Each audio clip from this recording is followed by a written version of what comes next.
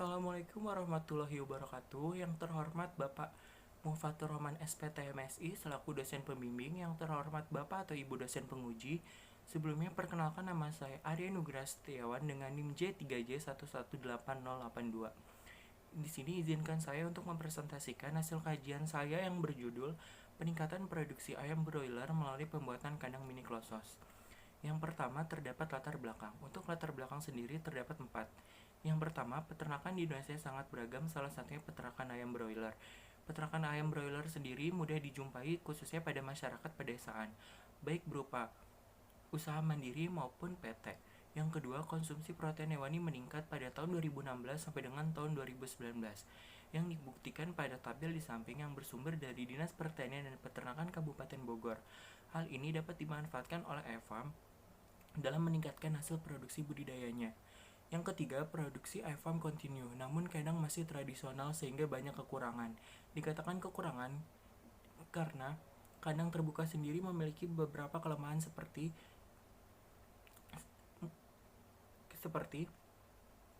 sangat dipengaruhi oleh cuaca dan lingkungan sekitar, sehingga dapat mengganggu pertumbuhan ayam. Hal ini tentu dapat menyebabkan kematian pada ayam dan mempengaruhi keuntungan perusahaan. Yang keempat, kandang mini closed house dapat menjadi solusi. Selanjutnya, terdapat tujuan dan manfaat. Untuk tujuan sendiri terbagi dua. Yang pertama, merumuskan ide pengembangan bisnis. Yang kedua, menyusun kajian pendirian kandang mini closed house.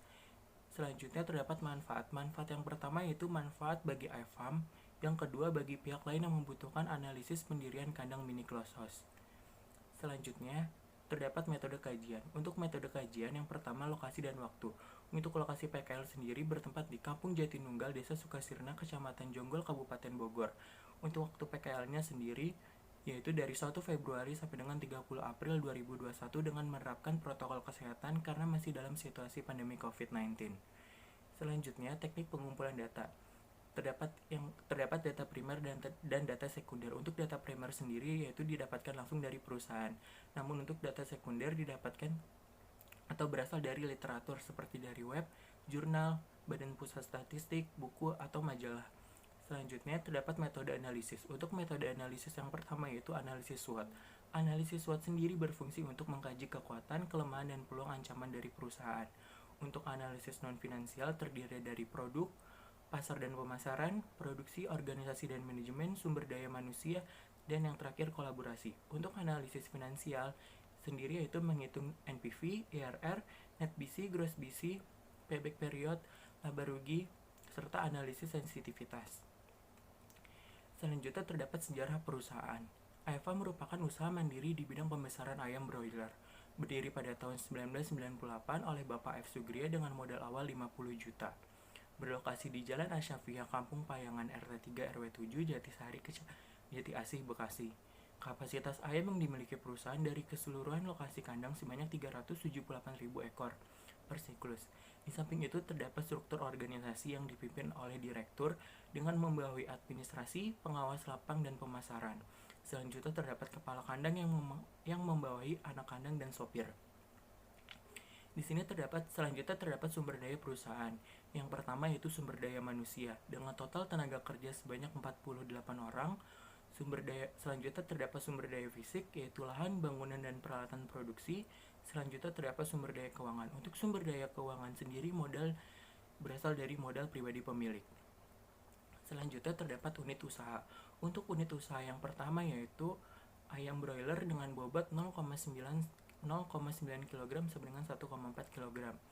Selanjutnya terdapat usaha sampingan. Untuk usaha sampingan sendiri terdapat ayam kampung, bebek petelur, kambing, sapi potong, dan ikan. Untuk ikan terbagi menjadi 3, ikan mas, lele, dan gurame. Selanjutnya adalah rumusan ide pengembangan bisnis. Rumusan ide pengembangan bisnis sendiri ini berdasarkan analisis SWOT dengan menerapkan strategi WO dengan skor 2,2192. Selanjutnya terdapat alur pengembangan bisnis.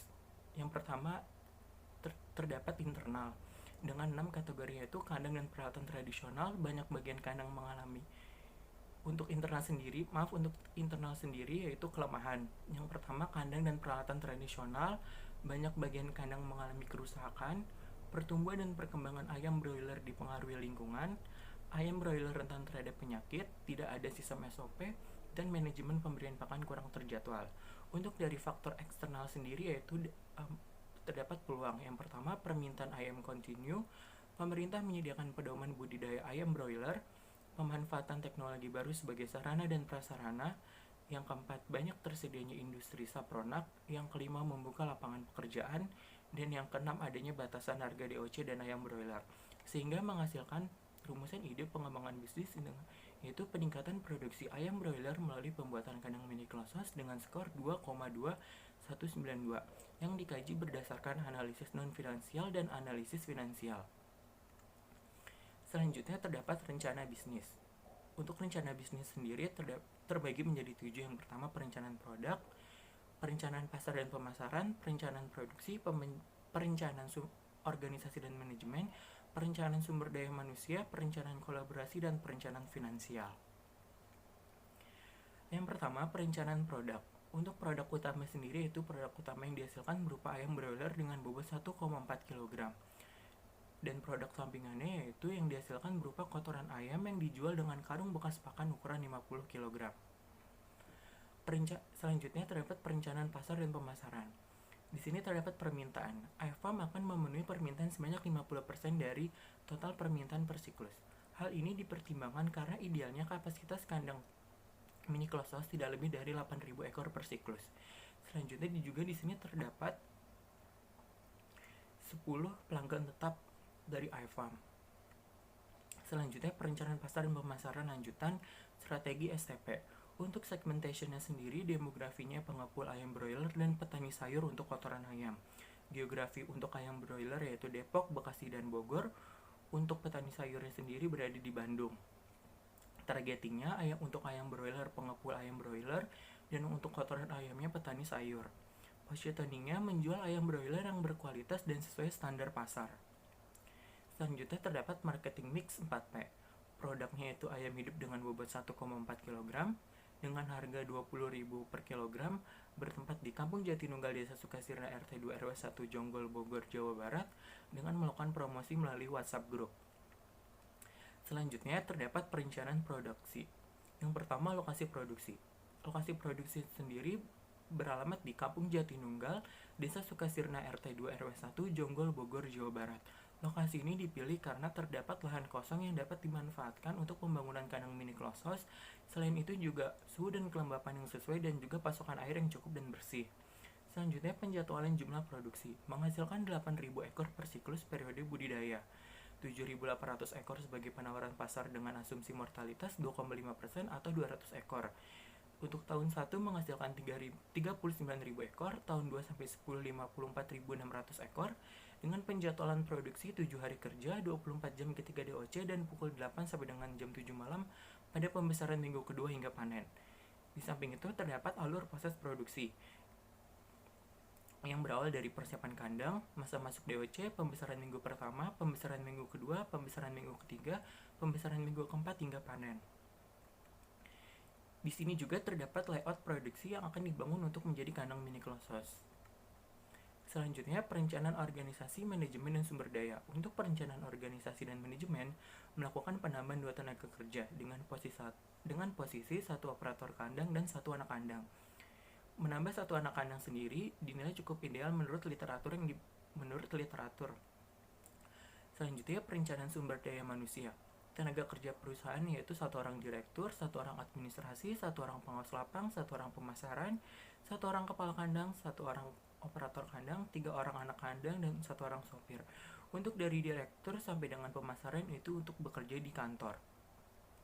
Dengan gaji karyawan, operator kandang 4.300.000 rupiah per bulan sesuai UMR Kabupaten Bogor, dan untuk anak kandang 450 rupiah per ekor atau 3.600.000 per periode. Selanjutnya, perencanaan kolaborasi. Untuk DOC sendiri berkolaborasi pada PT Malindo, pakan PT Malindo, sekam pada petani sekitar, vaksin dan vitamin pada PT Medion, obat-obatan PT Hendi Parmindo Satwa. Selanjutnya terdapat aspek finansial. Di sini terdapat beberapa asumsi. Asumsi yang pertama yaitu umur bisnis ditetapkan 10 tahun, sumber dana yang digunakan pribadi, diskon rate yang digunakan 3,50% Bank Indonesia, Biaya investasi dikeluarkan pada tahun pertama, proses produksi dimulai pada bulan ketiga dengan kapasitas produksi 39.000 ekor dengan 5 siklus produksi, dan untuk tahun 2-10 sebanyak 54.600 dengan 7 siklus produksi. Pajak penghasilan dikeluarkan 0,5% selama 4 tahun dan selanjutnya sebesar 1% mengikuti PP nomor 23 tahun 2018. Harga jual produk ayam broiler 20.000 per kilo. Selain itu, harga jual by produk kotoran ayam sebesar 10.000 per karung ukuran 50 kg. Tahun terakhir pada pengembangan bisnis ini terdapat beberapa nilai sisa yang didapatkan dari beberapa komponen investasi. Yang pertama, aspek finansial. Untuk perencanaan penerimaan, pada tahun 1, perencanaan penerimaan ayam broiler sebesar 780 juta, kotoran ayam 2.500.000 dengan total tahun 1 782.500.000. Untuk tahun kedua sampai dengan tahun ke-9, untuk ayam broilernya 1.092 juta, kotoran ayam 3.500.000 dengan total 1.095.500.000. Untuk tahun 10, ayam broiler 1.092 juta, untuk kotoran ayam 3.500.000 dengan mendapatkan nilai sisa 98.675.000 dengan total 1.194.175.000. Perencanaan pengeluarannya untuk biaya investasi dikeluarkan sebanyak 543.327.000 rupiah. Untuk biaya operasionalnya, biaya tetap pada tahun 1 155.509.000, biaya variabel 477.325.000 dengan total 632.834.500 rupiah. Untuk tahun 2 sampai dengan 10, biaya tetap 211.109.000, biaya variabel 668.255.000 dengan total 879.364.000. Untuk analisis laba rugi, laba bersih sebelum pajak tahun 1 99.431.383 rupiah, laba bersih setelah pajak 98.934.226 rupiah. Untuk laba bersih sebelum pajak tahun 2 sampai dengan 4 165.901.383 rupiah, laba bersih setelah pajak 165.171.876 rupiah. Untuk tahun 5 sampai dengan 10, laba bersih sebelum pajak 165.901.383 rupiah. Untuk laba bersih setelah pajaknya 164.242.369 rupiah. Selanjutnya, analisis cash flow dengan NPV lebih besar dari 0, 1.201.045.416,84 rupiah, IRR 52% layak, net BC 4,15% layak, gross BC 1,16 layak, payback period kurang dari umur bisnis yaitu 3 tahun layak.